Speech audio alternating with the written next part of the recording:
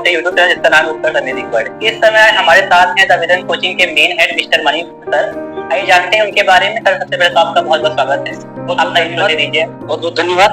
और मेरा नाम चंद्र त्रिवेदी है और बच्चे मुझे प्यार से मणि सर कहते हैं। और रायबरेली शहर में हमारी दो अपनी संस्थाएं हैं, जिनमें से एक द विजन नाम से यहाँ पर कंप्यूटेशनल क्लासेस चलती हैं और द विजन लाइब्रेरी भी है। और लाइब्रेरी ये नेहरू नगर के पास है। और द विजन जो कोचिंग है वो फायर स्टेशन के निकट आरकेएस बिल्डिंग है। उस बिल्डिंग में वहाँ पर कंपटीशन से संबंधित सभी क्लासेस, सिविल की, पीसीएस की, एसएससी की, यूपीपी की सभी क्लासेस संचालित होती हैं। सर आज की परिस्थिति के हिसाब से अगर देखा जाए तो आपके हिसाब से private job versus government job से अगर कहें तो क्या बेस्ट रहेगा? अगर हमारा अपना व्यक्तिगत नजरिया देखा जाए तो कभी कभी ऐसा भी होता है कि व्यक्ति सरकारी नौकरी पाने के बाद भी उसे वो खुशी नहीं मिलती है। और कहीं कहीं ये भी देखा गया है कि कोई व्यक्ति प्राइवेट सेक्टर में बहुत अच्छा करता है और उससे वो खुशी मिल जाती है। हमें ये देखना चाहिए कि हमें खुशी किस चीज से मिलती है। सक्सेस का मतलब ये होता है कि जिस काम को करने में हमें मजा आए, हमें वो काम करना चाहिए।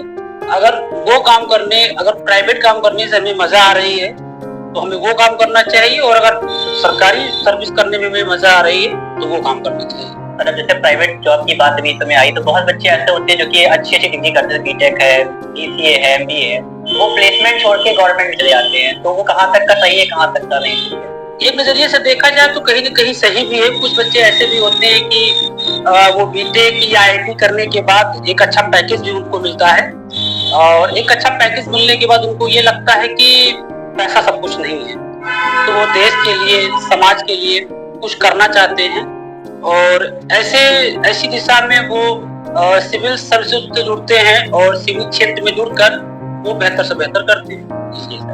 सर गवर्नमेंट एग्जाम में कहा जाता है कि 4 मेन सब्जेक्ट होते हैं, जैसे कि मैथ हो गया, रीजनिंग हो गया, हिंदी और इंग्लिश हो गया, और इसके अलावा जीएस हो गया। तो हम चाहते हैं आप सबके बारे में समरी बता दीजिए, और जिसको बेसिक से स्टार्ट करना है उसकी समरी, और जो बेस्ट बुक है उसके बारे में। बेस्ट बुक की अगर बात की जाए तो अगर आप दो मामले हैं, अगर एक सिविल है और एक वनडे एग्जाम है।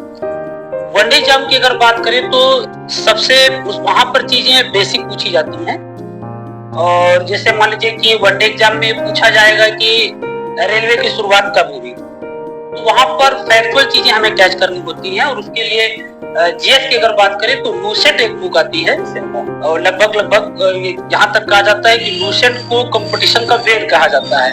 अगर कोई विद्यार्थी तैयारी करता है तो उसके कमरे में या उसके मेज के टेबल पर आपको लूसेट की किताब जरूर मिलेगी। तो जीएस के मामले में लूसेट की किताब सबसे बेस्ट होती है। मैथ और रीजनिंग के मामले में मार्केट में समय समय भी चीजें आती रहती है, जैसे एच.डी. यादव मैथ में चलती है और केपी सिंह की रीजनिंग बुक चलती है। और हिंदी में भी ऐसी कुछ किताबें आती हैं, बाहिरी जी की हरदोई बाहिरी जी की किताब है, वो हिंदी में आती है। और इंग्लिश में ज्यादा हमें उतनी जानकारी है नहीं है। सिविल में अगर देखा जाए तो सिविल का मामला थोड़ा अलग रहता है। सिविल में पहली चीज तो बेसिक आपका तो कंप्लीट ही होना चाहिए। उसके लिए फिर जीएस में अगर हिस्ट्री की बात करें तो हिस्ट्री में हर सब्जेक्ट में एनसीईआरटी को ही प्रेफरेंस दिया जाता है, चाहे वो जियोग्राफी हो, चाहे वो हिस्ट्री हो, चाहे वो इकोनॉमी हो। और फिर उसके साथ साथ अलग अलग पब्लिकेशन की किताबें हमें पढ़नी पड़ती, जैसे संविधान है मान लीजिए, तो हमें सिविल में संविधान के साथ लक्ष्मीकांत लगानी पड़ेगी। अगर जियोग्राफी है तो जियोग्राफी में हमें एनसीईआरटी के साथ परीक्षावाड़ी भी लगा लेते हैं या माजिद हुसैन भी लगा लेते हैं। अगर हिस्ट्री है तो हिस्ट्री में हम एनसीईआरटी के साथ हम इसके पांडे लगा सकते हैं।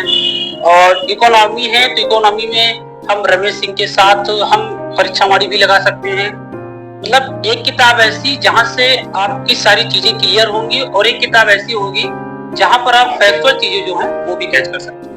सर गवर्नमेंट एग्जाम में कहा जाता है कि बाकी सब्जेक्ट एक तरफ होते हैं और जीएस का एक सब्जेक्ट होता है एक अलग होता है, तो उनमें क्या डिफरेंसेस रहते हैं? नहीं, सारे एग्जाम में ऐसा नहीं होता है, लेकिन अगर सिविल की अगर बात करें, पीसीएस की बात करें, और जैसे एक आरओ का पेपर होता है तो उसमें जीएस का जो मामला होता है वो ठीक ठाक लेवल में होता है, क्योंकि वहां पर प्रीलिम्स के अलावा जो मेंस की परीक्षाएं होती हैं उसमें जीएस का वर्चस्व ठीक ठाक रहता है। लेकिन जो वनडे के जो पेपर है, जैसे एसएससी हो गया या रेलवे हो गया या आरपीएफ या यूपीपी, ये लाइन ऐसी है कि आपको हर सेक्टर मजबूत करना पड़ेगा। वहां पे GS, math, reasoning, Hindi, English, चारों चीजें आपको मजबूत करनी पड़ेगी, तभी आप वनडे में सर से जुड़ सकते हैं। और सिविल और पीसीएस में ये है कि आपको जीएस का पोर्शन इधर ज्यादा रहता है, इसलिए जीएस को देखना। सर जीएस तैयार करने की स्ट्रेटजी बताइए, क्योंकि बहुत बच्चे भूल जाते हैं जीएस। भूलने तो कहा भी जाता है कि भूलना और हंसना ये इंसान की तो फितरत है। ये खुदा ने केवल इंसान को दी है, और कभी कभी जिंदगी को आगे बढ़ाने के लिए पुरानी चीजों को भूलना भी पड़ता है। तो अगर आप चीजें पढ़ते हैं और भूल रहे हैं, इसका मतलब ये है कि मस्तिष्क आपका ठीक ठाक काम कर रहा है। कोई ये कहे कि हम भूल ही नहीं पाते हैं, तो हमारे हिसाब से ये चिंता की बात है।